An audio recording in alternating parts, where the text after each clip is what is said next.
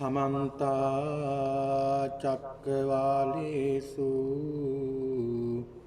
अत्रा गच्छन्तु देवता सद्धम्मं मुनिराजस्य सुनन्तु सग्गमुक्खदं धम्मश्रवण कालो अयं बदन्ता धम्मश्रवण कालो अयं बदन्ता धम्मश्रवण कालो अयं बदन्ता नमो तस्से भगवतो अरहतो सम्मा संबुद्दस्से नमो तस्से भगवतो अरहतो सम्मा संबुद्दस्से नमो तस्से भगवतो अरहतो सम्मा संबुद्दस्से याइमा बन्ते अनेक विहिता दिट्ठिया लोके उपपज्जन्ति अत्तवाद पटिसंयुत्तावा लोकवाद पटिसंयुत्तावा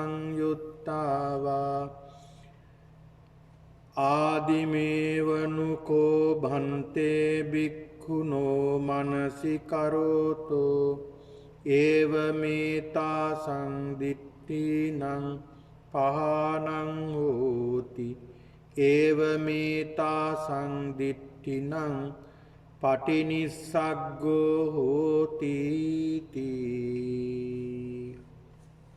वासनावंत सत्पुरुष पिन्वතුනි හිමිදිරි උදෑසන පටන් මේ මොහොත වෙනතුරු අද දවසම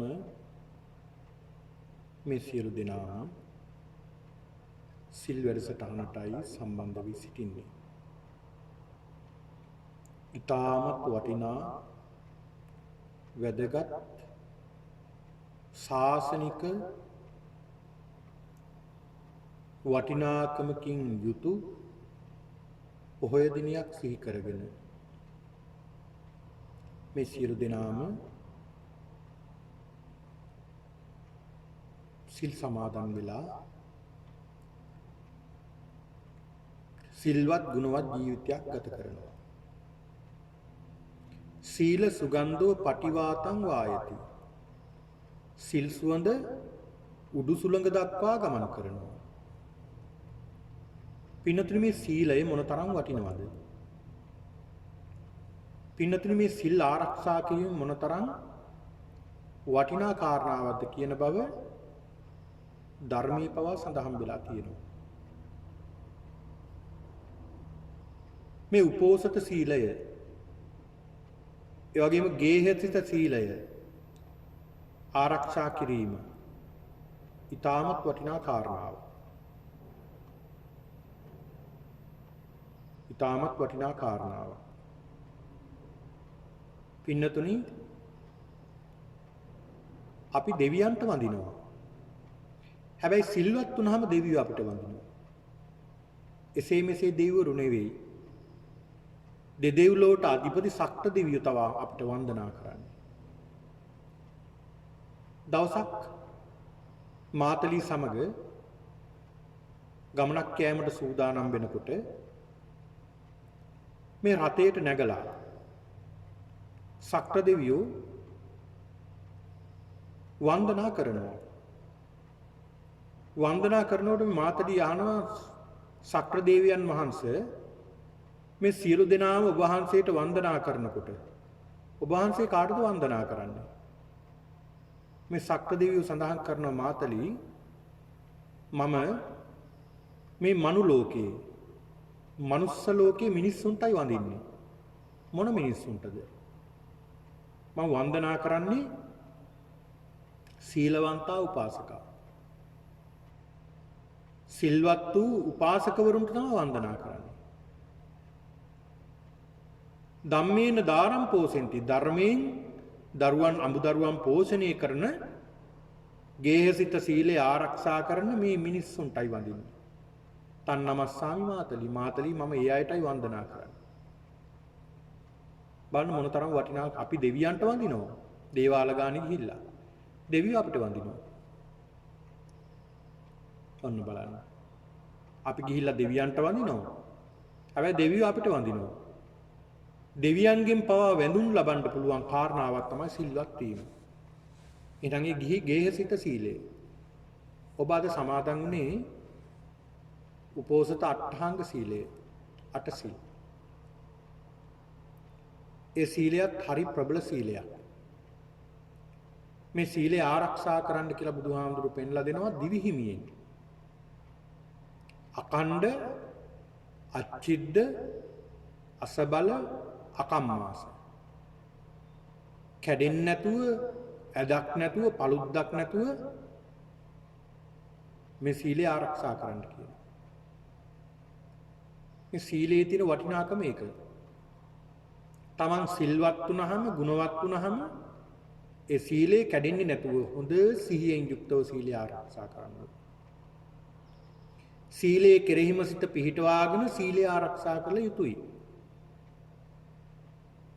සීලයේ කෙරෙහිම සිත පිහිටවාගෙන සීලය ආරක්ෂා කරන්න ඕනේ කියලා බුදුහාමුදුරු පෙන්ලා දෙනවා. යම් යම් අවස්ථාවල අපි ගිහියන් වශයෙන් නැත්තම් ප්‍රත්‍යඥයන් වශයෙන් අපි අතින් සීලය කැඩෙන අවස්ථා එනවා.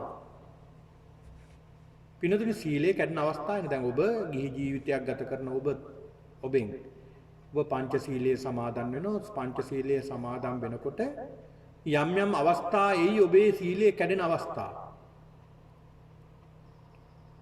උපෝසත අට්ඨාංග සීලයේ සමාදන් වෙලා අද උදෑසන සිට මේ මොහොත වෙනකන් ඔබ සීලය ආරක්ෂා කරගෙන ආවට ඒ අතරමැදින් ඔබට ඔබේ සීලය ගිලිහෙන්න යම් යම් සීලයන් කැඩෙන්න ඉඩ තියෙනවා. යම් යම් අකුසලයන් යම් යම් පාප කර්මයන් යම් යම් වැරදි ඔබ අතින් සිද්ධ වෙන්න ඉඩ තියෙනවා. ඒක ප්‍රත්‍යඥ ගතිය. හැබැයි මේ ප්‍රත්‍යඥය පින්නතුනි සිල්වත් පුද්ගලයා ඒ සීලේ කැඩෙනකොට මේ සීලේ නැවතත් හරි ගස්ස ගන්නවා. ඒ වැරද්ද වෙනකොටම ඒ වැරද්ද සකස් කර ගන්නවා. ඒක තමයි සිල්වතාගේ ක්‍රමය. හරියට ඒක උදාහරණයකින් පෙන්ලා දුන්නොත් මහා සෙනගක් මැද්දේ මහ පාරේ මහා සෙනගක් මැද්දේ අපි ඉන්නකොට අපේ වස්ත්‍රය කඩාගෙන වැටෙනවා. අපි ඉනේ ඇඳගෙන තියෙන අපේ වස්ත්‍රය කඩාගෙන බිමට වැටෙනවා. පින්නතුනි ඒ පුද්ගලයා දැන් අපේ වස්ත්‍රය කඩාගෙන වැටුනොත් බිමට බොහෝ දෙනෙක් බලාගෙන ඉන්නකොට මේ වස්ත්‍රය කඩාගෙන වැටුනොත් අපි බලාගෙන එහෙම ඉන්නවද තව කෙනෙක් ඇවිල්ලා අපිට මේ වස්ත්‍රය අන්දයි කියලා බලාගෙන ඉන්නවද? නෑ අපි බලාගෙන ඉන්නේ නෑ. පින්නතුනි කැඩෙන්න යම් වෙලාවක්ද කියේ කැඩෙන්න කලින් ෂණයෙන් මේක අපි අඳ ගන්න බලනවා. කැඩෙනකොටම අපි මේ වස්ත්‍රය නැවත හරි ගස්ස ගන්නවා. ආන් මේ වගේ සීලය ආරක්ෂා කරනවා. කැඩෙනකොටම ඒක සකස් කරගන්න අපි උත්සාහ කරනවා. ඒකයි සිල්වතාගේ ක්‍රමය. ඒක නිසා පින්නතුනි බුදුරජාණන් වහන්සේ පෙන්ලා දුන්නේ මෙන්න මේ සීලය අන්නේ ආකාරයට රකින්න. කොහොමද?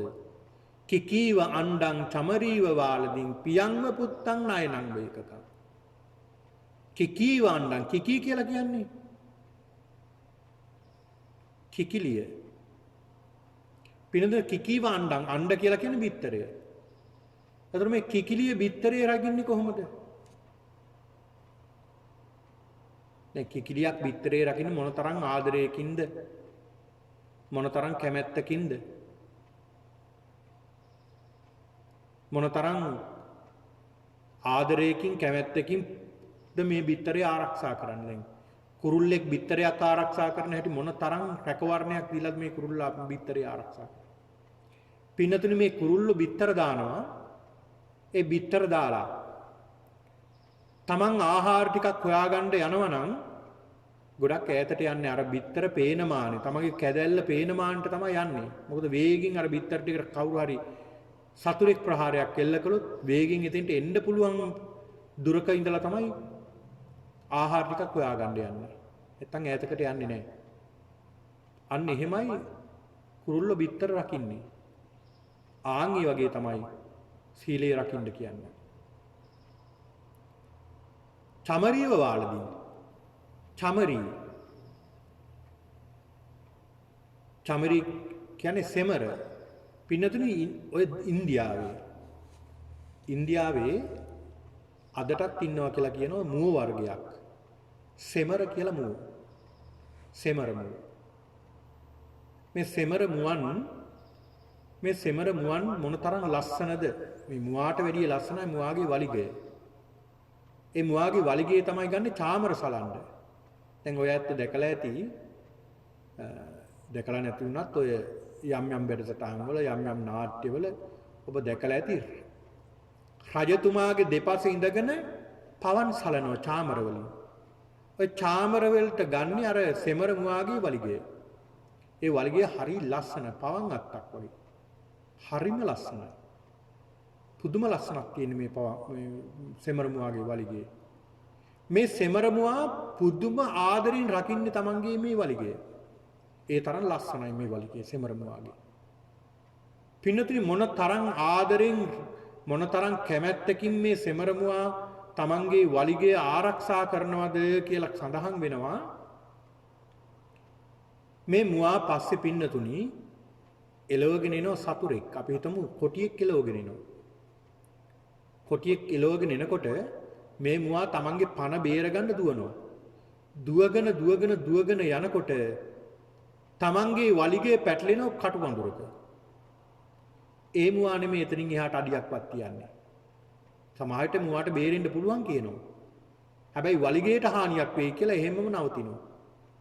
ඒ මුවා මරණයටපත් වුණත් වලිගයට හානියක් වෙන්න දෙන්නේ නැහැ කියන. අන්න ඒ වගේ සීලය ආරක්ෂා කරන්න කියන. ඒකනේ මේ උපමා අරගෙන තියෙන්නේ.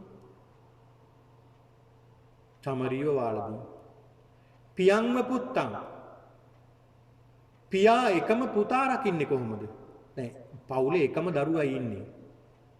ඒ දරුවත් බාරහාර වෙලා අවුරුදු ගාණක් දරුවෝ නැතුව ඉඳලා බාර වෙලා තමයි ඕන් කාලයකට පස්සේ දරුවෙක් ලැබෙන්නේ. ඒ දරුවා විතරයි ඉන්නේ. මේ දරුවව රකින්න හැටි කොහොමද දෙමව්පියෝ? අම්මා තාත්තා මේ එකම දරුවා රකින්නේ කොහොමද? පුදුම ආදරයකින් ඇහි තියාගෙන රකින්නේ. දැහි තියාගෙන රකින්නේ මේ දරුවව. ආන් ඒ වගේ සීල් රකින්න කියනවා. නයනං වේකකම්. එක ඇහැක් අන්ධ වුණ කෙනාගේ එක ඇහැයි පේන්නේ. එතකොට ඒ පුද්ගලයාගේ ඇස් දෙකක් තිබ්බා දෙකෙන් එකක් අන්ධ වුණා මොකක් හරි හේතුවක් නිසා අනිත් ඇහැ කොහොමද රැකගන්නේ? ඒකත් අන්ධ වුණොත් යන්න විදියක් නැහැ බොහෝ කරදර වලට මුහුණ පාන්න සිද්ධ වෙනවා. එඳ ඒ ඇහැ රැකගන්නේ කොහොමද? ආන් මේ වගේ සීල් රකින්න කියනවා. බලන්න බුදුහාමුදුරු පෙන්ලා දුන්න උපමා. සීලේ රැකිය යුතු ආකාරය. එහෙමයි අපි සීල් රකින්න ඕනේ. ඒතකොට සිල්වත්ව ගුණවත්ව කටයුතු කරන කෙනාගේ සීල සුගන්ධෝ පටිවාතං වායති. සිල් සුවඳ උඩු සුළඟට පවා හමනවා. ඒ සිල්වත් කෙනාට පින්නතුණු දෙවියන් පවා වඳිනවා. අමනුෂ්‍යයන්ගෙන් කිසිදා කරදරයක් වෙන්නේ නැහැ. සිල්වත් පුද්ගලයා බලන්න. මොනතරම් වටිනවද? මොනතරම් වටිනා කාරණාවක්ද? එහෙනම් අද ඒ උපෝසත සීලය සමාදන් වෙමින් සිල්වත් ගුණවත් ජීවිතයක් ගත කරන දවස. අද දවස. ඉතින් ඒ දවසේ අපි සියලු දෙනාම දැන් මේ ඇත්තන්ට gedara වැඩ නැතුව නෙමෙයි අද. ඔබට තියෙන සියලුම කටයුතු අයින් කළාද? ඒ අයින් කළේ මොකටද? මේ පොහොය වැඩසටහන, සිල් වැඩසටහන මේකට මම අනිවාර්යයෙන්ම සම්බන්ධ වෙන්නට ඕනෑමයි. තියෙන අනිත් සියලුම වැඩ පැත්තක දාලා මාසෙකට එක වතාවයි මට මේ අවස්ථාව තියෙන මේ සිත පිරිසිදු කරගන්න. එහෙනම් මේ සිත පිරිසිදු කරගන්නට ඕනා කියලා අපි මේ පින්නතුන් මේ වැඩසටහන සම්බන්ධ වෙනවා. සිතත් කීටි වෙනවා. ඒකනේ පිරිසිදු කරගන්න වෙන්නේ. දැන් බලන්න ඔබේ ඇඳුම. ඔබ ඇඳුමක් ඇඳහම දවස් දෙකක් තුනක් ඇඳොත් එක දිගටම. දවස් දෙක තුනක් ඇඳොත් මේ ඇඳුම කිලිටි වෙනවා. සුදු පාට වස්ත්‍රයක් ඇඳොත් ඒක කළු පාට බවට පත් වෙනවා. කිලිටි වෙනවා. ඇයි මේ වස්ත්‍රය කිලිටි වෙන්නේ? පින්නතුනි වස්ත්‍රය කිලිටි වෙන්නේ දූවිලි නිසා. දූවිලි කොහෙද තිබ්බේ? බාහිරින් තමයි අපේ ශරීර එක්කෝ අපේ ශරීරයේ තිබුණ කුණු ගෑවිලා එහෙම නැත්නම් බාහිරින් ආපු කුණු ගෑවිලා මේ වස්ත්‍රය අපිරිසිදු වෙලා තියෙනවා. එහෙනම් මේ වස්ත්‍රය අපිරිසිදු වුණාම අපි මොකද කරන්නේ? පින්නතුනි අපි කරන එකම දේ තමයි මේ වස්ත්‍රය පිරිසිදු කරගන්නවා. ඒ පිරිසිදු කරගත්තට පස්සේ ආයි කිලිටි වෙන්නේ නැද්ද? ආයෙ ඇඳොත් ආයෙ කිලිටි වෙනවා. ආයෙ මොකද කරන්නේ අපි? ආයෙ පිරිසිදු කරගන්නවා. මේ ශරීරය බලන්න. මේ ශරීරය අපි දවසක් දෙකක් දත් මදින්න නැතුව ඉන්නවා. කට මොන තරම් ගත ගන්නවද? දවසක් දෙකක් මූණ හොදන්න නැතුව ඉන්නවා. දවස් දෙක තුනක් නාන්න නැතුව ඉන්නවා. ඉන්න පුළුවන් හරි අපහසුයි. ශරීරයේ කුණු නිසා, දුහිල් නිසා, අපවිත්‍ර නිසා අපි මේ ශරීරයේ සෝදනව පවිත්‍ර කරනවා. එහෙනම් අපිට පේන මේ දේවල් මම මේ සඳහන් කළේ. අපිට පේනවා මේ ශරීරයේ දිහා පේනවා. ඇඳුමක් අපිරිසිදු වුණාම අපිට පේනවා. මූණ අපිරිසිදු වුණාම පේනවා. දත් ටික අපිරිසිදු වුණාම පේනවා. අපේ කාමරය අපිරිසිදු වුණාම පේනවා. මේ සියල්ල අපිට පේනවා. නමුත් අපේ සිත පේන්නේ නැහැ. හැබැයි සිත අපවිත්‍රත් වෙනවා පින්නතුනි. අපි හොඳ අවබෝධයෙන් හිටියොත්, හොඳ අවධානයෙන් හිටියොත් මේ සිත දිහා හොඳ අවබෝධයෙන් සිහියෙන් යුක්තව හිටියොත් අපිට පේනවා මේ සිත අපිරිසිදු වෙනවා. සිත මොන වගේද අපිරිසිදු වෙන්නේ? රාගෙන් අපිරිසිදු වෙනවා. සිත රාගෙන් අපිරිසිදු වෙනවා. ද්වේෂයෙන් අපිරිසිදු වෙනවා. මෝහෙන් අපිරිසිදු වෙනවා. මේ රාග, ද්වේෂ, මෝහ කියන මේ කාරණා වලින් අපේ සිත අපිරිසිදු වෙනවා. ඒ අපිරිසිදු වෙන සිත පිරිසිදු කරගන්නට ඕන. ඒ පිරිසිදු කරගත්තේ නැත්නම් මොකද වෙන්නේ? රාගය බහුල වෙලා රාගයේ හිතේ තදින් කාවදිනවා. රාග චේතනා නිතර මතුවෙනවා. නිතර රාග චේතනා මතුවෙන පුද්ගලයා රාග චේතනාවෙම යුක්තවයි. හිත රාගයෙන් තමයි ගිනි අරගෙන තියෙන්නේ.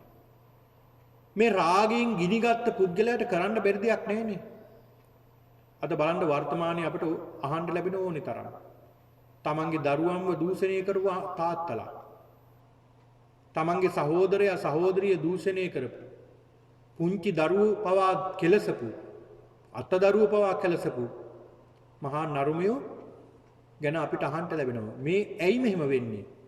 මිනිස්සුන්ගේ රාගසිත එන්න ප්‍රබල වෙලා සිත පිරිසිදු කරගන්න නැතුව සිතේ රාගය එන්න වැඩි වෙලා රාග චේතනාවෙන් මැඩිලා සිත රාගයට බලවත් වුණ නිසා අන්න බලන්න. සිත අපිරිසිදු වීමෙන් ද්වේෂයත් සිතේ නිතර ද්වේෂය ඇති වෙන්න ගියාම අපි මොකද කරන්න ඕනේ? සිත පිරිසිදු කරගන්න ඕනේ. එහෙම සිත පිරිසිදු නොකරගත්තොත් මොකද වෙන්නේ? මේ ද්වේෂය නිසා. ද්වේෂයේ එන්න බලවත් වෙනවා. බලවත් වෙලා පින්නතුනි මහා හානියක් සිද්ධ වෙනවා. තමන්ගේ අම්මා තාත්තා මරලා දානවා. තමන්ගේ දරුවෝ මරලා දානවා. මේ මෑතකත් අපිට ඊයේ පෙරේද අහන්න ලැබුණ කාරණාවක්. තමන්ගේ දරුවා අවුරුදු 20ක 22ක පමණ හොඳ බොහොම ලස්සන දරුවෙක් පුතෙක්. ඒ පුතත් කසාදත් බැඳපු පුතෙක්. ඒ බැඳපු ඒ පුතාගේ ඒ නෝන මහත්මියට දවස් 7-8යි දරුවෙකුත් ලැබිලා.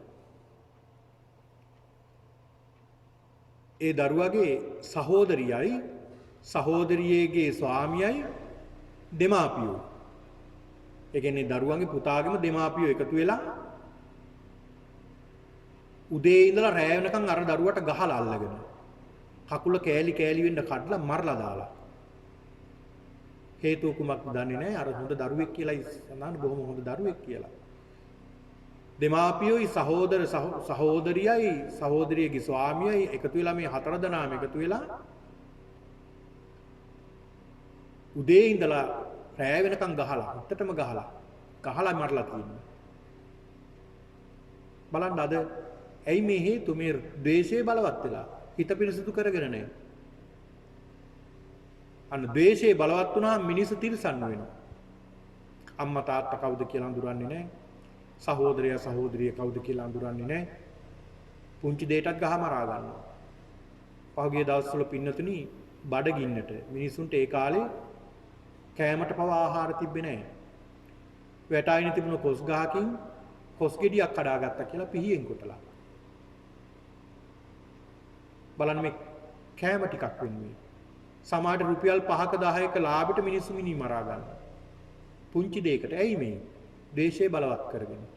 මේ ද්වේෂය බලවත් වීම නිසා මිනිස්සු තිරිසන් බවට පත් වෙනවා.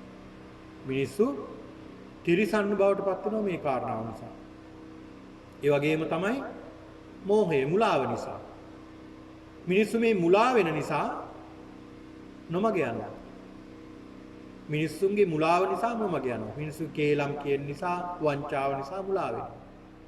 ඒක නිසා මේ මුලාවිනුත් මිදෙන්නට නම් මේ රාග ద్వේෂ මෝහ කියන මේ අකුසලයන්ගෙන් මිදෙන්නට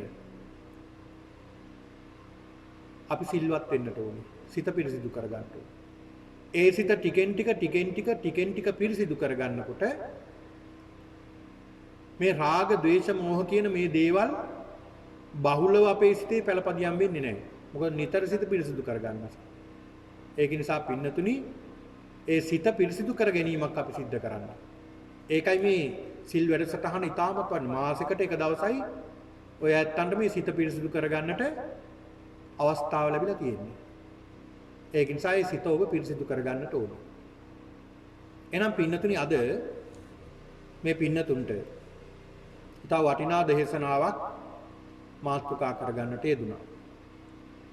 ඒ තමයි සල්ලේක සූත්‍ර දේශනාව. සල්ලේක සූත්‍රය මේ සූත්‍රයේ සමාහයට ඔබ අහලත් ඇති. සල්ලේක කියන සූත්‍රය. සල්ලේක කියන වචනේ පාලි වචනේ තේරුම තමයි ලියනවා කියන එක. ලියනවා කියන්නේ පින්නතුයි පෑනක් අරගෙන පොතක යමක් ලියනවා කියන එක නෙවෙයි. ලියනවා කියලා මෙතනින් අර්ථවත් කරන්නේ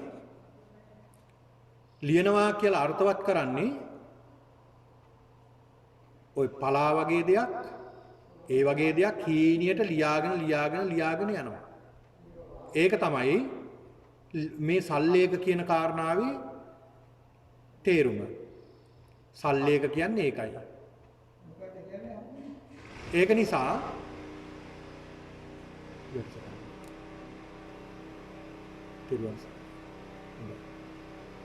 ඒක නිසා පින්නතුනි මේක දැන් අපි හිතමු පලා වගේ දෙයක්.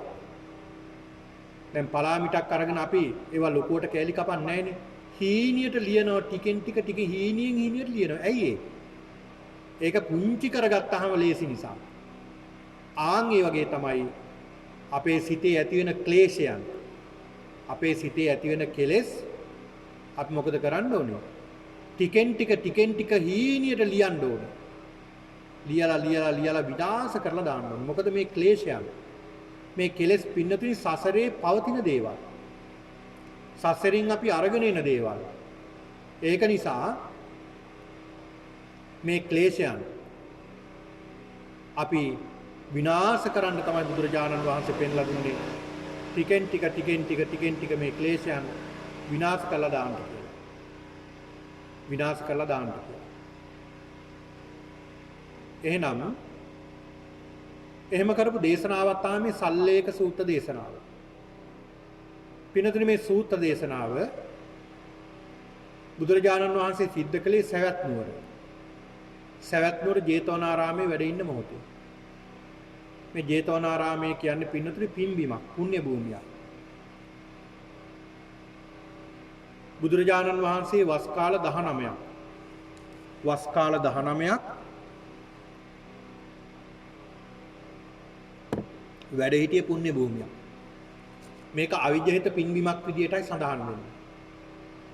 මේ සවැත් නුවර ජේතවනාරාමයේ අනාථ පිණ්ඩික සිටුතුමා 54 කෝටියක් වියදම් කරලා සකස් කරලා පූජා කළ මහා උතුම් පුණ්‍ය භූමියකයි බුදුරජාණන් වහන්සේ මේ වැඩ සිටියේ. උන්වහන්සේ මේ ස්ථානයේ වැඩ ඉන්නකොට මේ දේශනාව සිද්ධ කළේ. මේ දේශනාව සිද්ධ කළේ මහා චුන්ද මහරහතන් වහන්සේ. චුන්ද මහරහතන් වහන්සේ අරමුණු කරගෙනයි දේශනා කළේ. චුන්ද හාමුදුරු ආරම්භය. මේ චුන්ද ස්වාමින් වහන්සේ සඳහන් කරන බුදුරජාණන් වහන්සේට භාග්‍යවතුන් වහන්සේ මේ සිතේ මේ සිත්වල ඇති වෙනවා යම් යම් ආත්ම දෘෂ්ටි. මේ ආත්ම දෘෂ්ටි පදනම් කරගෙන මේ සිතේ යම් යම් කරුණු කාරණා ඇති වෙනවා. ඒක කොහොමද ලියාගන්නේ? කොහොමද ඒවා නැති කරගන්නේ කියලායි දේශන විමසුවේ. බුදුරජාණන් වහන්සේ මේ සල්ලේක සූත්‍රයෙන් දේශනා කරන කරුණු 44ක්. කරුණු 44ක් බුදුරජාණන් වහන්සේ පෙන්ලා දෙනවා. කොහොමද මේ කාරණා යටපත් කරගන්නේ කියලා. මේකට හොඳ උපමා ටිකකුත් බුදුරජාණන් වහන්සේ පෙන්ලා දෙනවා. හොඳ උපමා ටිකකුත් බුදුරජාණන් වහන්සේ උපමාවකුත් දේශනා කරනවා. ඒ තමයි පින්නතුනි යම් කිසි කෙනෙක් මඩේ වැටලා ඉන්නවා. ඒ මඩේ වැටලා ඉන්න කෙනාට තව කෙනෙක් මඩේ ඉන්න කෙනෙක්ව බේරගන්න පුළුවන්ද? බෑ. එහෙනම් මඩේ වැටලා ඉන්න කෙනෙකුට මඩෙන් බේරගන්න ඒ පුද්ගලයාට බෑ තව කෙනෙක්.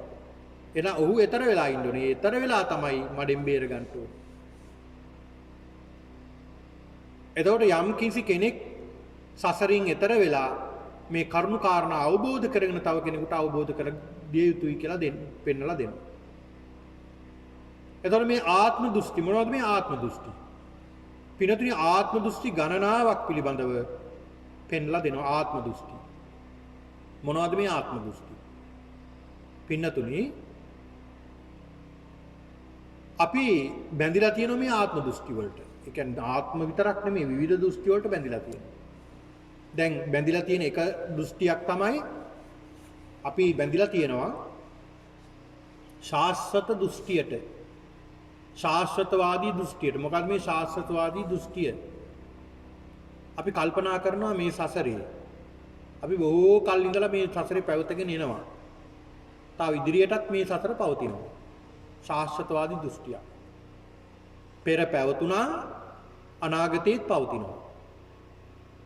පෙර පැවතුණා අනාගතේත් අපි පවතිනවා කියලා දෘෂ්ටියක් එනවා.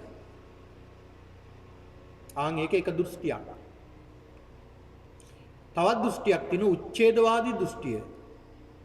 මොකක්ද මේ උච්ඡේදවාදී දෘෂ්ටිය? පෙර අපි පැවතුනේ නැහැ. අනාගතේ පවතින්නෙත් නැහැ. පෙර අපි පැවතුනේ නැහැ. අපි අනාගතයට යන්නෙත් නැහැ. ඒ කියන්නේ උච්ඡේදවාදය කියලා සඳහන් කරන පින්නතුනි මෙතන මේ පළවෙනි ආත්භාවය මෙතනින් පස්සේ උපතක් නැත. එහෙම විශ්වාස කරන අයත් ඉන්නවා. එහෙම හිතන අයත් ඉන්නවා. ඔන්න බලන්න. එතකොට මේ වගේ දෘෂ්ටි අපි ගාව තියෙනවා. විවිධ දෘෂ්ටි වලින් අපි ග්‍රහණය වෙලා තියෙනවා. එක එකනා එක එක දෘෂ්ටි හදාගෙන තියෙනෝනේ. ඒ දෘෂ්ටි වල ඉල්ලලා තියෙනවා. තමන්ගේ දෘෂ්ටියට ගැලපෙන කෙනත් එක්කලා තමයි අපි ගැලපෙන්නේ. දැන් අපි හිතමුකෝ උදාහරණයක් විදිහට මෙහෙම. දැන් බොහෝ දෙනෙක් හැම ධර්ම සාකච්ඡාවකම මේ දහම් ගැටලුව නම් අහනවම තමයි. ස්වාමින් වහන්සේ මස් මාළු කන එක හොඳයිද? ওই ප්‍රශ්න නම් අහනවම.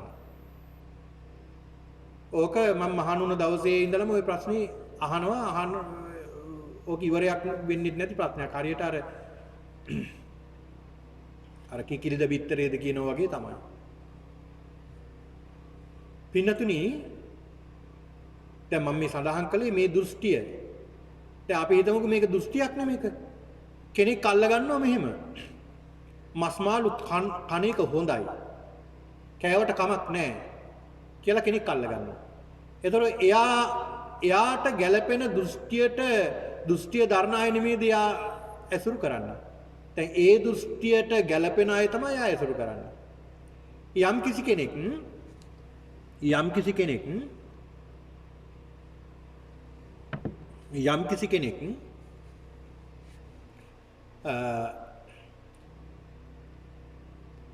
මස්මාළු අනුභව කිරීම හොඳ නෑ.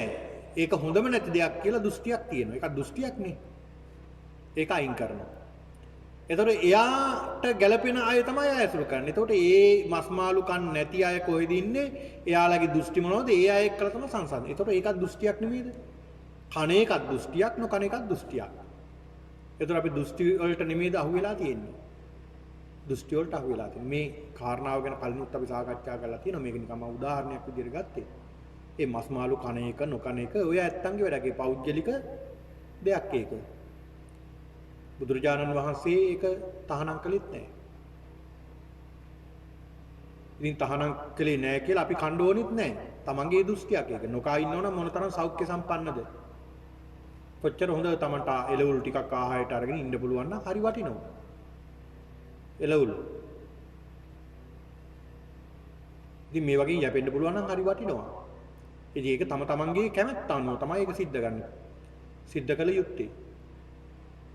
ඉතින් පින්නතුනි මෙන්න මේ වගේ දෘෂ්ටි තියෙනවා. එක එක්කනාට ගැළපෙන දෘෂ්ටි වලට ඔය එක එක්කනා එළඹ ගන්නවා.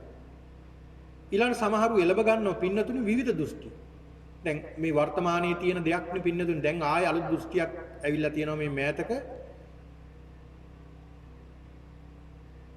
මේ ගෞතම බුද්ධ රාජ්‍යයි. බුදුරජාණන් වහන්සේගේ බුද්ධ රාජ්‍යයි. බුදුහාමුදුරු ඉපදුන තැනයි කියලා තමයි ලංකාව ගැන කියන්නේ. මේ ලංකාවේ තමයි බුදුහාමුදුරු ඉපදුනේ කියලා දෘෂ්ටියක් හදාන්න තියෙනවා. කවුරු හරි මතයක් ප්‍රකාශ කරනවා දැන් ඒක පිටිපස්සෙන් යන පිරිසකුත් ඉන්න දෘෂ්ටියක් හදාගෙන. දැන් බුදුහාමුදුරු ලංකාවේ ඉපදුනා කියලා ඒ අහවල් තැන තමයි ඉපදුනේ, අහවල් තැන බුදුනේ, ආන් අහවල් තැන බෝධිය තියෙනවා, ආන් අහවල් තැන තියෙනවා වජ්‍රාසනේ, ආන් අහවල් තැන තමයි මේ උන්වහන්සේ වැඩ හිටියේ ඊළඟට මේ මහා මායා දේවිය ලිංග විපර්යාසයක් වුණා. ලිංග විපර්යාසයක් කළා පිරිමියෙක් බවට පත් වුණා. මේ විදිහට එක එක මත මිනිස්සු හදා ගන්නවා. ඒ එක එක දෘෂ්ටි තියෙනෝනේ. එක එක කාලට එන ඒ හැම අය මේ සමහර සිවුරු දාගත්ත ස්වාමින් වහන්සේලාම මේව හදනවා. හදලා එයාලා ජනප්‍රිය වෙන්න බලනවා. දැන් එතකොට ඒක පස්සේ දුවන්නේ කවුද? ඒ දෘෂ්ටියට කැමති අය. ඒ දෘෂ්ටියට කැමති අය ඒක පිටිපස්සේ දුවනවා. ඊළඟට බුදුරජාණන් වහන්සේ ඉන්දියාවේ ඉපදුනේ කියලා සමහරු ඊට පස්සේ නෑ ලංකාවේ නෙවෙයි ඉන්දියාවේමයි. ආනේ තවත් මතයක් එතන. ඒක තවත් මතයක්. ඒතකොට මේ මතය අරගෙන මේ මතේ එළඹගේ අපි එල්ලෙනවා. එහෙම පුළුවන් ද බුදුහාමුදුරුවෝ ඉපදුනේ ලංකාවේ නෙවෙයි ඉන්දියාවේමයි. අහවල් තැන ඉපදුනේ අහවල් තැන බුදුනේ අහවල් තැන පිරිනම් පෑවේ මේ මෙහෙමයි ආන් දෘෂ්ටියක් අල්ලගන්න. එතකොට මේ දෘෂ්ටි ග්‍රහණය අපි දැඩිව මේවා අල්ලගන්න යනවා. පින්නතුනි අපි බුදුහාමුදුරු ඉපදුණු තැන් හොය ඉන්නෝ මිසයි බුදුහාමුදුරු දේශනා කළ මාර්ගී ගමන් කරන කෙනෙක් බොහොම අඩුයිනේ. බුදුහාමුදුරු ඉපදුණු තැන් උන්වහන්සේ කොහේ ඉපදුණත් අපිට මොකද? උන්වහන්සේ දේශනා කරපු දේවල් සත්‍ය නම්. අනික මේ ධර්මයේ පවා විකෘති කරන්න බොහෝ දෙනෙක් කටයුතු කරනවා. ඒක නිසා පින්නතුනි මේ සතර සතිපට්ඨාන දෙන්න බුදුරජාණන් වහන්සේ දේශනා කළ මේ සතර සතිපට්ඨානය අඩුම තරමින් සතර සතිපට්ඨානෙවත් අනුගමනය කරන්න. මේ සතර සතිපට්ඨාන දේශනාවන් ඔබට පොත් සූත්‍ර දේශනා තුලින් බලන්න පුළුවන්. මේ සතර සතිපට්ඨානයේ තමයි පින්නතුනි අපේ සසරෙන් එතර වෙන්න තියෙන එකම මාර්ගය. ඒකායනෝ අයම් භික්ඛවේ මග්ගෝ සත්තානං විසුද්ධිය. සෝක පරිද්දවානං සමතික්කමාය දුක්ඛ දෝමනස්සානං අත්තගමාය ඥායස්ස අධිගමාය චත්තාරෝ සතිපට්ඨාන මේ සතර සතිපට්ඨාන. ඒ නිසා විවිධ මත හදා ගන්නවා. මමත් පින්නතුනි ඔය ගැන ටිකක් හෙව්වා. හොයාගෙන යනකොට ඒකත් දෘෂ්ටියක් කියලා මට හිතුණා. මොකද ඒ පිටිපස්සෙන් යනවා මිසක් අපේ ධර්මයේ හොයන්න කාලයක් නැතුව යනවා ඊට පස්සේ. දැන් ඔය ආනාපාන සති භාවනාව පිළිබඳව ඔය විවිධ මත මේ ආනාපාන පබ්බේ කියන්නේ හුලං අදින එක විතරයි කරන්නේ. ඕකේ හුලං අදින එකයි ඕකෙන් කියලා දීලා දෙන්නේ. බලන්න හුලං අදින එකක් කියලා. මේ ආනාපාන සති භාවනාවෙන් මොන තරම් ගැඹුරකට යන්න පුළුවන්ද කියලා ඒ අයට අවබෝධයක් නැහැ. ඉතින් එක එක මත කොහොමද මේක කියන්නේ කියලා අහනකොට සඳහන් කරන අය ඒක ධානයට සංවේදීලා තමයි මම බැලුවේ. ඒකෙන් තමයි බැලුවේ බුදුහාමුදුරු ඉපදුණු තැනත් ඒක බුදුණු තැනත් මේ ලංකාවේ, පින්වම් පැව් තැන ලංකාවේ.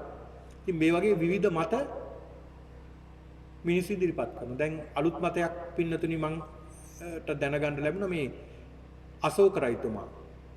ධර්මාශෝක රජතුමා ලංකාවේ ඉපදිලා තියෙන. ඒකට හදන ඔය පරිසරයේ පොඩි කාලේ ඊට පස්සේ කියනවා පොඩි කාලේ ලංකාවේ ඉපදිලා ඉඳලා තියෙනවා. පොඩි කාලේ ලංකාවේ ඉඳලා තියෙනවා. පර ඉන්දියාවේ සියලුම සාධක ඒ පුරාවිද්‍යාවෙන් සියල්ල සොයාගෙන තියෙනකොට මෙහි කියනවා ධානයෙන් තමයි මේක හොයාගත්තේ කියලා. ඉතින් කාටද මේවා කියන්නේ? ඉතින් මේ වගේ දෘෂ්ටි තියෙනවා. මම මේ සඳහන් කළේ දෘෂ්ටි. ඒ කිසි දෘෂ්ටියකට එළඹෙන්න බෑ. බුදුහාමුදුරු ලංකාවේ ඉපදුනා කියලා දෘෂ්ටියක් ගන්නත් එපා. ඉන්දියාවේ ඉපදුනා කියලා දෘෂ්ටියක් ගන්නත් එපා. ඔබට ඕන නම් ඉන්දියාවේ ගිහලා වන්දනා කරලා එන්න. ඔබට ඕන නම් ලංකාවේ ඉපදුනා කියලා කියනවනම් ඒ තැන් වලට ගිහිල්ලා බලන්න ඇත්තටම මේ ලංකාවේදී ඉපදුනේ. ඉතින් අපිට කොහේ ඉපදුනත් කමක් නැහැ. දෘෂ්ටි අල්ලගන්න එපා. දෘෂ්ටි ග්‍රහණය කරගන්න එපා. ඒ වගේ දෘෂ්ටි අල්ල ගන්නවා කියන්නේ අපි එකම තැන හිර වෙනවා කියන එක පින්නු. දෘෂ්ටි අල්ලගත්තා. දෘෂ්ටි ග්‍රහණය කරගත්තා. එහෙම දෘෂ්ටි තියෙනෝනේ. ඒ වගේ දෘෂ්ටි තියෙනවා එක එකන හදාගත්ත දෘෂ්ටි තියෙනවා. ඒ දෘෂ්ටි වල කොච්චර ගැඹුරට බහිනවද කිව්වොත් ඒව අතාරින්නවත් කැමති නැහැ නේ දෘෂ්ටි. ඒ දෘෂ්ටි අතාරින්නවත් කැමති නැහැ මිනිස්සු. අතාර ගන්න බෑ එයාට. ඒ තරම් දෘෂ්ටි ග්‍රහණය වෙලා මොන තරම් දැන් බලන්න මේ දේශපාලනයේ මොන තරම් මිනිස්සු අල්ලගෙන මේ දෘෂ්ටියක් නේ එකක්. අපි කැපුවත් කොළ, අපි කැපුවත් නිල්, අපි කැපුවත් රතු. මිනිස්සු අල්ලගෙන මේ දෘෂ්ටි ග්‍රහණය කරගෙන එතනින් එහාට මිනිසුන්ට මිදෙන්න බෑ. එතනින් එහාට විමුක්තියක් පේන්නේ නැත්තේ අර දෘෂ්ටි අල්ලගෙන නිසා. පක්ෂවලට බැඳිලා, පාටවලට බැඳිලා, විවිධ දෘෂ්ටි වලට බැඳිලා මේ හැම තැනම අල්ල ගන්නවා මිනිස්සු. ඇයි මේ අල්ලගන්නේ? මුලාව නිසා. මෝහය බලවත් නේ. වෙනතින් මේ කාලේ මෝහය බලවත් වෙන කාලයක්. ඒ නිසා මිනිස්සු එක එක දේවල් වලට අහු වෙනවා, රැවටෙනවා. ඒ රැවටිලා ඒ දෘෂ්ටි ග්‍රහණයටපත් වෙලා විනාශ වෙනවා. ඒක නිසා මෙන්න මේ දෘෂ්ටි අල්ලගන්න එපා කියලා බුදුරජාණන් වහන්සේ පෙන්වලා දුන්නේ. දෘෂ්ටි අල්ලගන්න එපා. ඒ දෘෂ්ටි ග්‍රහණය කරගන්න එපායි කියලා දේශනා කළේ. එතකොට පින්නතුනි මේකේ සඳහන් කරනවා මේ ආත්ම දෘෂ්ටි. එතකොට මෙතන අපි සාකච්ඡා කරන්න ඕනේ ආත්ම දෘෂ්ටිය. මොකක්ද මේ ආත්ම දෘෂ්ටිය? ආත්ම දෘෂ්ටිය සඳහන් කරන්නේ සක්කාය දිට්ඨිය. මේ තමන්ගේ ආත්මය අල්ල ගන්නවා. ආත්මය සදාකාලිකද? ආත්මය තියනවද? ආත්මය පවතිනවද? ආත්මය මමද? මම ආත්මයද? ආත්මය මගේද? මගේ ආත්මයමද මේ විදිහට අල්ල ගන්නවා දෘෂ්ටි ආත්මය ගැන. ආත්ම දෘෂ්ටි ආත්ම කියන්නේ නොවෙනස් වෙනවා කියන එකයි පින්නතුන් මෙතන. ආත්ම කියලා කියන්නේ නොවෙනස් වෙනවා කියන. වෙනස් වෙන්නේ නැහැ. වෙනස් නොවන යම්කිසි පදාර්ථයක් යම්කිසි දෙයක් මේකෙතන තියෙනවා කියන කාරණාව. ඒකනේ මේ බුදුදහමෙන් ආත්ම කියන එකට විරුද්ධ අනාත්මයි කියලා දේශනා කළේ. ඒ කියන්නේ වෙනස් නොවන දෙයක් නැහැ, සියල්ල වෙනස් වෙනවා. දැන් ආත්මවාදීන් සඳහන් කරන්නේ ආත්ම දෘෂ්ටිය ඒ කට්ටිය ග්‍රහණය කරගන්නේ නොවෙනස් වෙන දෙයක් තියෙනවා කියන කාරණය. නොවෙනස් වෙන දෙයක්. ඒ කියන්නේ වෙනස් වෙන්නේ නැහැ කිසි දෙයක්. වෙනස් වෙන්නේ නැති යම්කිසි දෙයක් තියෙනවා මෙතන කියලායි ඒ අය හිතන්නේ. හැබැයි එහෙම දෙයක් නැහැ. සියල්ල වෙනස් වෙනවා. ආත්ම දෘෂ්ටි. එතකොට මේ ආත්ම දෘෂ්ටියට බැඳෙන හැටි අපි බැඳෙනව මේ ආත්ම දෘෂ්ටියට. කොහොමද බැඳෙන්නේ? මම මගේ මට. සියල්ලම මම මගේ මට කියලා අපි බැඳෙනවා මේ ආත්ම දෘෂ්ටියට. ඒ කියන්නේ දෘෂ්ටි ග්‍රහණය කරගන්නේ. ඒ දෘෂ්ටි ග්‍රහණය කර ගැනීම මේ චුන්ද හාමුදුරුව අහනවා මේ ආත්ම දෘෂ්ටිය මිනිස්සු අල්ල ගන්නවා. මේවා කොහොමද මේ මිනිස්සු ගැලවෙන්නේ මේ වගේ? ආත්ම දෘෂ්ටිය. තමන් පිළිබඳව දෘෂ්ටිය, තමන් පිළිබඳව. තමන් ඉන්නවද? දැන් අපිට තේරෙනවා දැන් පින්නතුනි කල්පනා කරලා බලන්න දැන් තමන් තේරෙන්නේ කොහොමද? තමන් තේරෙනවා තමන් ඉන්නවා කියලා.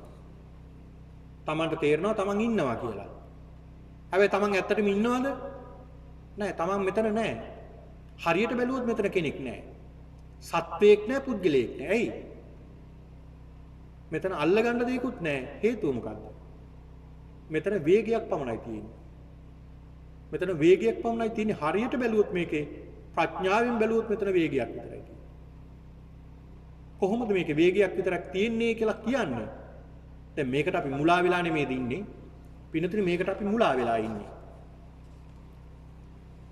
දැන් මෙහෙම කිව්වට මේ පින්නතුන් තේරෙන්නේ නැහැ මේ හාමුදුරුවෝ මොනවා කියනවද දන්නෙත් නැහැ මේ කියලා මේ පින්නතුන් හිතනවා කල්පනා කරනවා ඇති. මේ පින්නතුන්ට තරමක් දුරට තේරුම් ගන්න පුළුවන් මේ ගැන අවබෝධයක් තියෙන නිසා. හැබැයි මේක අවබෝධ කරගන්න හරි අපහසුයි. මේ ධර්මයේ පිළිබඳව නොදන්නා කෙනෙක්ට අවබෝධ කරගන්න අපහසුයි. ඒකට හේතුව තමයි මේ අපේ තියෙන මේ අල්ල ගැනීම කුමක්ද කියලා අපි අවබෝධ කරගන්න ඕනේ. දැන් බලන්න පින්නතුනි දැන් මම සඳහන් කළානේ මෙතන සත්වයේ පුද්ගලයෙක්. එහෙම නැත්නම් මෙතන තමන් ඉන්නවද? තමන් මෙතන ඉන්නවද? තමන් කියලා කෙනෙක් ඉන්නවද කියලා සඳහන් කළාම මෙතන අපිට තේරෙනවා තමන් ඉන්නවද? ඇයි එහෙනම් ඉන්නේ මේ? දැන් කෙනෙකුට කියන්න පුළුවන් නෑ. යාමදුරුවෝ ඔහොම කිව්වට මේ අපි ඉන්නේ මේ අපි ඉන්නවනේ. දැන් ඔව් ඉතින් අපි ඉන්නවා තමයි ඉතින්. අපි ඉන්නවා. මොකද ඉන්නවා කියලා අපි කියන්නේ මේක අපිට දැනෙන්නේ නැද්ද අපි ඉන්නවා කියලා? අපිට දැනෙනවා මේ අපි ඉන්නවා කියලා. ඇයි අපිට මේ දැනෙන්නේ අපි ඉන්නවා කියලා? අපිට දැනෙන්නේ මේ ඉන්නවා කියලා අපි පවතිනවා කියලා තේරෙන නිසා. ඒතර පවතිනවා කියලා තේරෙන්නේ ඇයි? මෙතන සත්වයේ පුද්ගලයෙක් මේ ස්කන්ධ පහක් තියෙන උපාදාන කරගෙන මේ පේනවා අපිට දැන් මේ. දැන් මට මාව පේනවා. පේන නිසා මම කල්පනා කරනවා මෙතන සත්වයක් දැන් මෙතන මම ඉන්නවා මේ. මම දැන් මෙතන ඉන්නවා. එහෙම තමයි මට තේරෙන්නේ. මම හිතන්නේ මම කල්පනා කරන්නේ දැන් මම ඉන්නවා කියලා. මේක ඇත්තනේ. දැන් ඔය ඇත්තොත් ඔය දැන් විඳගත්ත තැනම ඔහොමම ඉන්නවා. ඒ ඉන්න නිසා ඔය ඇත්තන්ට තේරෙනවා මම ඉන්නවා කියලා. දැන් ඒක හොඳට තේරෙන දෙයක් දැන් ඉඳගෙන හිටපුවාම ටිකක් වෙලා හිටපුවාම පස්සපැත්ත වේදනාව එනවා. කොන්ද රිදෙනවා. පැයක් කමාරක් ඉන්නකොට ඔන්න නැගිටින්න හිතෙනවා. ඒ තමන් ඉන්නවා කියලා තේරුණාමනේ එහෙම හිතෙන්නේ. එහෙම හිතෙන්නේ එහෙමයි. හැබැයි පින්නතුනි මේක මායාවක්. මේක මායාවක්. ඒ මායාව අපිට තේරෙන්නේ නැහැ. ඒ මායාව අපිට පේන්නේ නැහැ. ඒ තරමට අපි මේ ආත්ම දෘෂ්ටියෙන් බැඳිලා තියෙනවා. ඉන්නවා දැන් මම මේ ඉන්නවා කියලා කියනකොට මමනේ. එතන මම කියලා දෘෂ්ටියක් ඇවිල්ලා. ඒ මම කියලා දෘෂ්ටි ආපු ගමන් මෙතන තමන් හැදිලානේ. අපි හදාගෙන මේ තමන්ව තමන් හදාගෙන තියෙන්නේ. එතකොට මෙතන මායාවක් තියෙනවා. හරියට පින්නතුනි මායාව කොහොමද කියනවනම් හරියට මිරිඟුවක් වගේ. ඈතට පේනවා මිරිඟුව. හැබැයි ළඟට ගියාට පස්සේ මිරිඟුවක් නැහැ. ඈතට පේන ක්ෂිතිජය අහසයි පොළොවයි දෙකම එකතු වෙලා හරියට එකතු වෙලා තියෙන්නේ. ළඟට ගියාම එහෙම එකක් නැහැ. ආන් ඒ වගේ මායාවක් මෙතන තියෙන්නේ. හැදිලා තියෙනවා හැබැයි අපිට පේනවා තියෙනවා වගේ. හැබැයි මෙතන නැහැ කිසි දෙයක්. එහෙම දෙයක් නැහැ. පැවැත්මක් නැහැ මෙතන. හැබැයි පේනවා තියෙනවා කියලා. බලන්න මොන තරම් ගැඹුරු කාරණාවක්ද මේ අපි අවබෝධ කරගත්ත. මේක තමයි දහම පින්නතුනි. මේ මෙතන අපිට අවබෝධ කරගන්න පුළුවන් නම් මෙතන තේරුම් ගන්න පුළුවන් නම් මෙතන ප්‍රඥාවෙන් අපිට අවබෝධ කරගන්න පුළුවන් නම් මේ මෙතන තමයි ධර්මය අල්ල ගන්න තැන. ධර්මයේ හරියටම අල්ල ගන්න තැන තමයි මෙතන. මෙතන සත්‍යයේ පුද්ගලයෙක්. මොකද ඕපනයිකෝනේ තමා තුලින්මනේ දකින්න ඕනේ. තමන් තුලින්මයි මේක දකින්න ඕනේ. ඒක නිසා තමන් උපමාවට ගන්න. ඒතර මේ තමන් ඉන්නවා කියලා පේනවා. හැබැයි මෙතන සත්‍යයක් ඉන්නවද නැහැ? පුද්ගලයෙක් ඉන්නවද නැහැ? සත්‍යයක් පුද්ගලයෙක් නැහැ මෙතන. ඇයි නැත්තේ? මෙතන පැවැත්මක් නැහැ. එතකොට මොකද්ද මේ ක්‍රියාවලිය? පිනද මෙතන ක්‍රියාවලියක් තියෙනවා. ඒ ක්‍රියාවලිය අපිට පේන්නේ නැහැ. ඒ ක්‍රියාවලිය පේන්නේ නැහැ. ඒක පේන්නේ කෙනෙක් මැරුණාට පස්සේ අපි කියනවා ඔන්න ආයා මැරුණා දැන් ඉවරයි යා කියලා පේනවා. හැබැයි අපිට ඊට කලින් පේන්නේ නැහැනේ එයා මැරෙනවා. එයා මැරෙනවා උපදිනවා අපිට පේන්නේ නැහැ. පේන්නේ අවුරුදු 80ක් 90ක් ජීවත් වෙලා මැරුණාට පස්සේ අපි හිතනවා එයා ජීවත් වුණා දැන් මැරුණා. දැන් අපි හිතන්නේ උපාද තිතිබංග කියලානේ කියන්නේ ඔකට. උපාද ඔන්න මව් කුසෙන් ඉපදුනා එයා. තිති ඔන්න එයා ජීවත් වුණා. ඔන්න ජීවත් වෙනවා අවුරුදු 10 20 30 40 50 60 70 80 ජීවත් වුණා 80න් ඔන්න මැරෙනවා භංග. උපාද තිති භංග. අන් අපි එහෙමනේ දකින්නේ අර ඈත ગેප් එකක් තියලා තමයි අපි දකින්නේ. ඉපදුනා පැවැත්ම විශාලයි. පැවැත්ම අවුරුදු දැන් ඉපදුන මොහොතේ එයා ඉපදුනා. දැන් අද එයා ඉපදුනා. අද ඉපදිලා එයා උපාදින එතකොට ඉපදුනා. තිති. ඔන්න ඒක එයා පවතිනවා. දැන් අවුරුදු 80ක් පැවතුනා. භංග. ඔන්න එයා මැරුණා. උපාද විනාඩි 5ක් වෙන්න පුළුවන්. භංග විනාඩි 5ක් වෙන්න පුළුවන්. ඉතුරු හරියම තිති. මුලාවක් නෙමෙයිද අපි මේ පැටලලා ඉන්නේ. මේ මුලාවක් පැටලලා නේ. උපාද තිති භංග. උපාද තිති භංග. දැන් අපි ඔහොම නෙමෙයිද හිතන්නේ? උපාදක ඉපදුනා පැවතුනා නැති වුණා. එහෙමයි අපි හිතන්න පුරුදු වෙලා. මොකද අපිට මේ තිතිය පේන්නේ නැහැ. තිතිය තුල මොනවද සිද්ධ වෙන්නේ කියලා.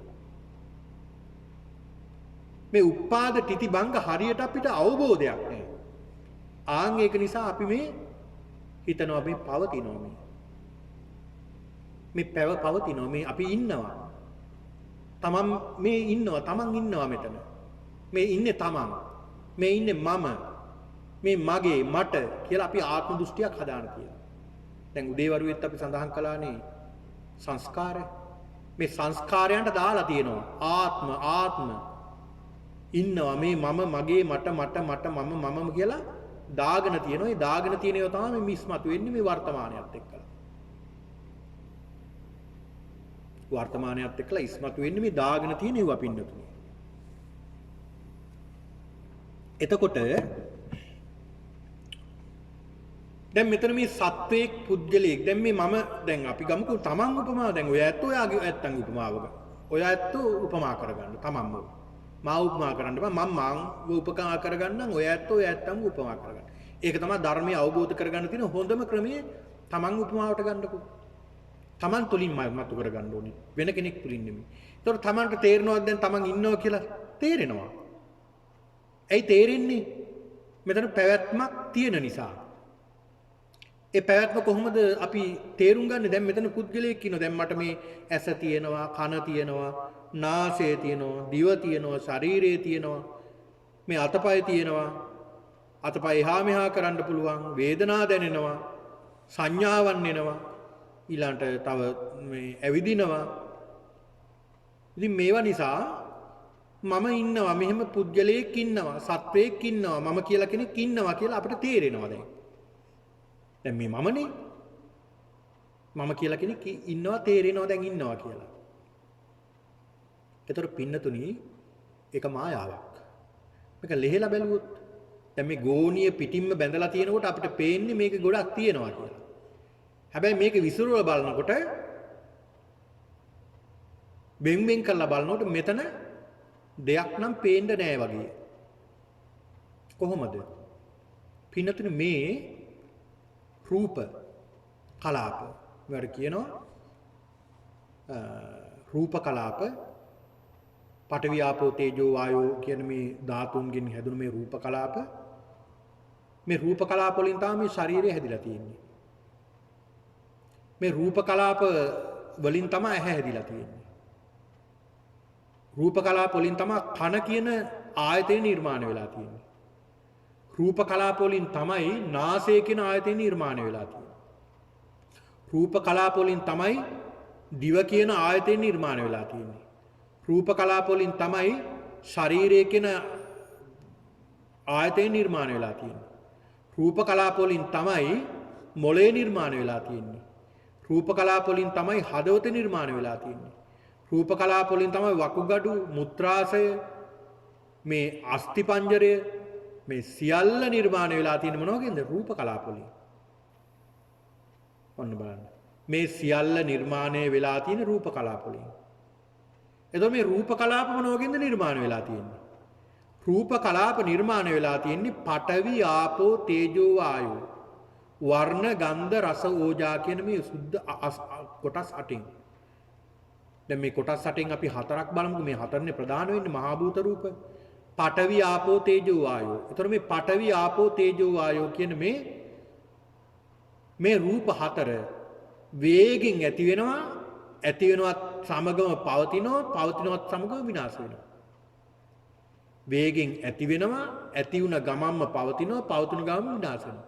මේක ඇතිවීමක්, ඇති වෙනවා, පැවතීමක්, නැතිවීමක්, පැවතීමක් හොයන්නත් බෑ. ඒ තරම් වේගවත්.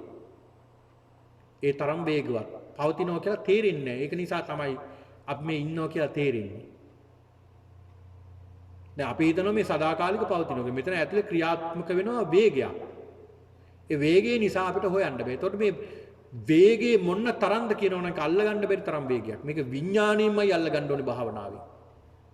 ඒතකොට පින්නතුනි මේ මේ අපි සඳහන් කළේ මේ පඨවි ආපෝ තේජෝ වායෝ මේ කියන කොටස් ටික මේ රූප කලාපයක වේගෙන් ඇති වෙනවා. ඒ ක්ෂණයෙන්ම ඇති වෙනකොටම නැති වෙනවා, නැති වෙනකොට සමා වෙන්න වේගෙන් ඇති වෙන, ඇති වෙනකොටම පවතිනවා, පවතිනකොටම නැති වෙනවා, ඇති වෙනවා, පවතිනවා, නැති වෙනවා. ඒක මහා වේගයක්. අසුරු සෙනක් ගහනකොට ලක්ෂ කෝටි වාරයක් ඇති වෙලා පැවතිලා නැති වෙලාත් ඉවරයි. මේ රූප කලාප. එතකොට මේ රූප කලාපවල මේ වේගය ඒ රූප කලාප සියල්ල එකතු වුනහම රූප පිඬු හැදෙනවා. රූප පිණ්ඩයක් කියලා කියනවා. ඒ රූප පිණ්ඩ වලින් තමයි හැදිලා තියෙන්නේ මේ ශරීරය, මස් වැදිලි. එතකොට මේ රූප කලාප මොනතරම් වේගෙන් වෙනස් වෙනවද? ඒ වෙනස් වෙන වේගය අපිට අල්ලගන්න බැරි නිසා අපිට තේරෙනවා මේක පවතිනවා කියලා. අපිට තේරෙනවා මේක පවතිනවා කියලා. ඒ පවතින නිසා අපි කියනවා මට කියලා ආත්ම දෘෂ්ටියක් හදා ගන්නවා. මගේ මයන්න කියලා අනිත් මයන්න කියනකොට අපි වෙනස් වෙලා නැද්ද? මහ වේගින් වෙනස් වෙලා. දැන් පින්නතුනි උදේ මේ වැඩසටහනට මම ආවා මෙතෙන්ට. මේ ඇවිල්ලා වාඩි වුණ මම නෙමෙයි දැන් ඉන්නේ. දැන් ඉන්න මම නෙමෙයි මේ වැඩසටහන අවසන් වෙලා යන්නේ. ඒ කියන්නේ මම ඒ තරම් වේගින් වෙනස් වෙලා. දැන් ඔබ උදෑසන මේ වැඩසටහනට වාඩි වුණා. ඒ වාඩි වුණ ඔබ නෙමෙයි දැන් ඉන්නේ. දැන් ඉන්න ඔබ නෙමෙයි මේ වැඩසටහන අවසන් වෙනකොට ඉන්නේ. ඒ තරම් වේගින් වෙනස් වෙනවා. ඒ තරම් වේගින් වෙනස් වෙනවා.